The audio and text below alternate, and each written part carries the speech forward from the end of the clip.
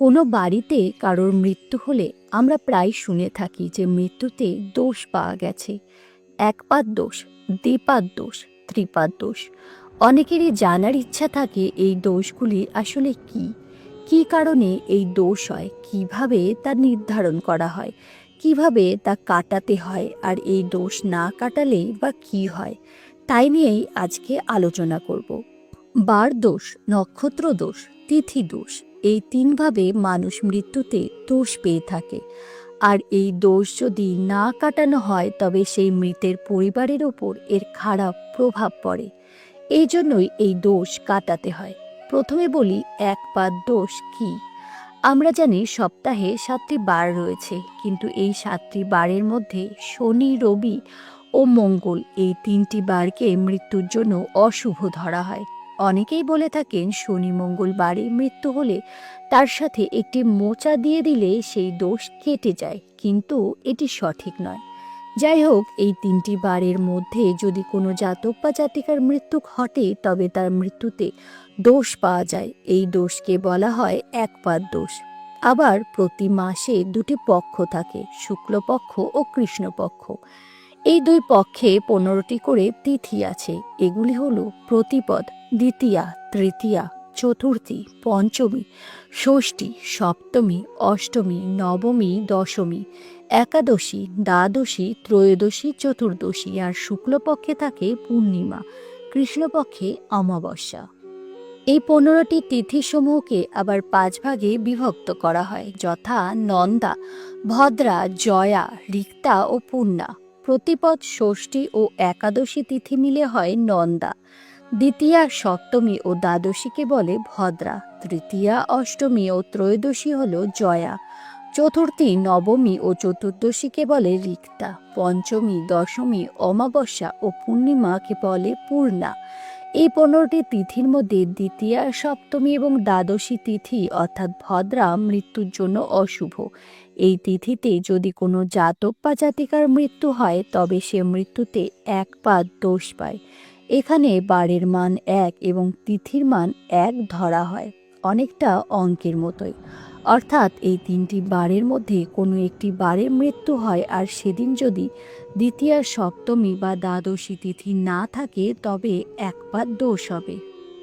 আবার বিপরীতভাবে এই 3টি তিথির মধ্যে কোনো একটি তিথিতে যদি কারো মৃত্যু হয় আর সেদিন যদি শনি, মঙ্গল বা রবিবার না হয় তবে হবে একপাদ দোষ। আবার নক্ষত্রের সংখ্যা হলো মোট 27টি। নক্ষত্রের মান ধরা হয় 2। এই 27টি নক্ষত্রের মধ্যে কৃত্তিকা, পুনর্বসু, উত্তর ফাল্গুনী, বিশাখা, উত্তরাষাঢ়া এবং পূর্ব ভাদ্রপদ নক্ষত্রকে মৃত্যুর জন্য অশুভ মনে করা হয়। এই নক্ষত্র সময়ের মধ্যে কোনো একটি নক্ষত্র সময়ে যদি কোনো জাতক বা জাতিকার মৃত্যু হয় তবে সে দ্বিপাদ দোষ প্রাপ্ত হয়।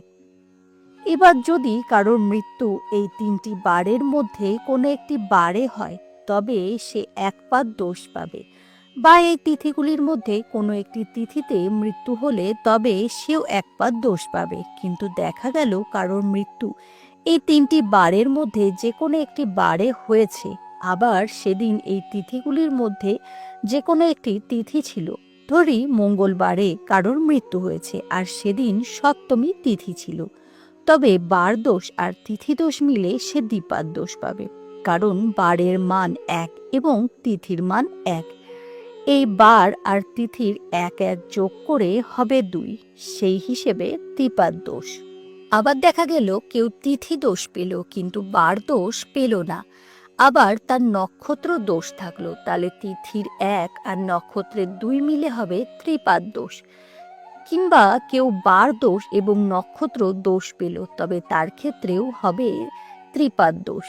আবার কোনো জাতক বা জাতিকার মৃত্যুকালে যদি বার, তিথি এবং নক্ষত্র এই 3টি দোষই থাকে তবে সে 4 পাদ দোষ পাবে। এখানে বারের মান 1, তিথির 1 এবং নক্ষত্রের 2, এই মিলে হবে 4 পাদ দোষ। তখন এটি হবে পুষ্কর দোষ, অর্থাৎ বার, তিথি, নক্ষত্র দোষ সবগুলোই যদি দোষ হয় তাহলে হবে চতুষ্পাদ দোষ বা পুষ্কর দোষ। তবে এই সবগুলি দোষের মধ্যে পুষ্কর দোষ সবচেয়ে ভয়ঙ্কর, কারোর পুষ্কর দোষ দেখা দিলে সেই ভিটায় একটি গাছও জীবিত থাকে না বলে শাস্ত্রে বলা হয়েছে। এমনকি সেই ভিটায় 2 বছরের মধ্যে আরও 2 জনের মৃত্যু ঘটে, কিন্তু মৃত্যুতে পুষ্কর দোষ দেখা দিলেই যে তা ক্ষতিকর হবে এমনটিও নয়। এক্ষেত্রে একটি বিশেষ হিসেব বা অঙ্ক রয়েছে, সেটি থেকেই বোঝা যাবে যে মৃত্যুকালে প্রাপ্ত দোষ আদৌ ক্ষতিকারক কিনা। এখন জেনে নেব সেই অঙ্কটি। সপ্তাহে মোট 7টি বার রয়েছে। এই 7টি বারের মধ্যেই রবিবারকে 1, সোমবারকে 2, মঙ্গলবারকে 3, এইভাবে প্রত্যেকটি বারের জন্য পরপর মান বসাতে হবে। এবার যেই বারে মৃত্যু ঘটেছে সেই মানের সঙ্গে 35 যোগ করতে হবে। ধরা যাক কারোর মৃত্যু ঘটেছে সোমবারে, সেই হিসেবে সোমবারের মান হলো 2, এর সঙ্গে 35 যোগ করলে হবে 37। একে আবার 3 দ্বারা ভাগ করতে হবে। ভাগশেষ যদি 1 হয় তাহলে সেই পুষ্কর দোষ হবে স্বর্গগামী।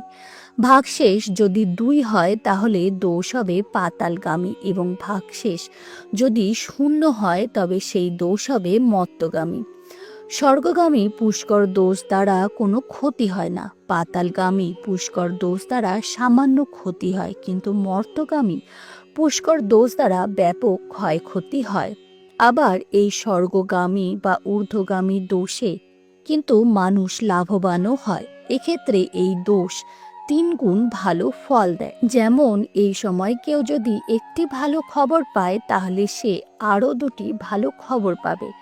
আবার কেউ যদি একটি দামি জিনিস ক্রয় করে তবে সে আরও 2টি দামি জিনিস ক্রয় করতে পারবে। এখন জানা যাক কোন দোষে কি ক্ষতি হয়। বার দোষে শস্য ও পুত্র নাশ হয়, তিথি দোষে গোধন নাশ বা সম্পত্তি নাশ হয়, এবং নক্ষত্র দোষে গোত্র নাশ ঘটে। শাস্ত্র মতে একপাদ দোষ হলে বাড়ি থেকে 1 মাসের জন্য দূরে থাকতে হয়, দ্বিপাদ দোষে 6 মাসের জন্য দূরে থাকতে হয়, এবং ত্রিপাদ দোষ হলে 1 বছরের জন্য সেই বাড়ির ভিটে ছেড়ে অন্যত্র থাকতে হয়। কিন্তু সেগুলি সকলের পক্ষে করা সম্ভব নয়, তার জন্য একটি অন্য বিধানও রয়েছে। এবার বলি কিভাবে দোষ কাটাতে হয়। একপাদ ও দ্বিপাদ দোষে গয়াতে গিয়ে পিণ্ডদান করলে এই দোষ কেটে যায়। পুষ্কর দোষের ক্ষেত্রে রাজস্থানের আজমিরের পুষ্করে ব্রহ্মার মন্দিরে গিয়ে পিণ্ডদান করলে এই দোষ কাটে। পৌরাণিক কাহিনী অনুসারে একবার ভগবান ব্রহ্মা হাতে পদ্ম নিয়ে যজ্ঞের স্থান নির্বাচনের জন্য বেরিয়েছিলেন। তার হাতের পদ্মটি যে স্থানে পড়ে যায় সেখানে বসে তিনি তপস্যা শুরু করেন। সেই থেকে সেই জায়গাটির নাম হয় পুষ্কর। যাই হোক, যদি ভিটেতে এই দোষ কাটানো হয় তবে বিষ্ণু পূজা, শিব পূজা, দুর্গা পূজা, চণ্ডীপাঠ ও চণ্ডী পূজা, মধুসূদন মন্ত্রের জপ ও তার পূজা, দুর্গা মন্ত্রের জপ ও তার পূজা করতে হবে। একপাদ দোষের জন্য বাড়িতে শান্তি সস্তায়নের ব্যবস্থা করতে হবে। বিষ্ণু মধুসূদনের পূজা করতে হবে, দুর্গা নাম জপ করতে হবে। এঁটেল মাটি বা গঙ্গা মাটি দ্বারা পার্থিব শিবলিঙ্গ নির্মাণ করে তার পূজা পাঠ করতে হবে। দ্বিপাদ দোষের ক্ষেত্রে পঞ্চাঙ্গ সস্তায়ন করতে হবে। এঁটেল মাটি বা গঙ্গা মাটির দ্বারা 4টি পার্থিব শিবলিঙ্গ নির্মাণ করতে হবে। 108টি তুলসী পাতা দিয়ে বিষ্ণু পূজা, মধুসূদন মন্ত্রের জপ ও তার পূজা, 1008 বার দুর্গা মন্ত্রের জপ ও তার পূজা করতে হবে।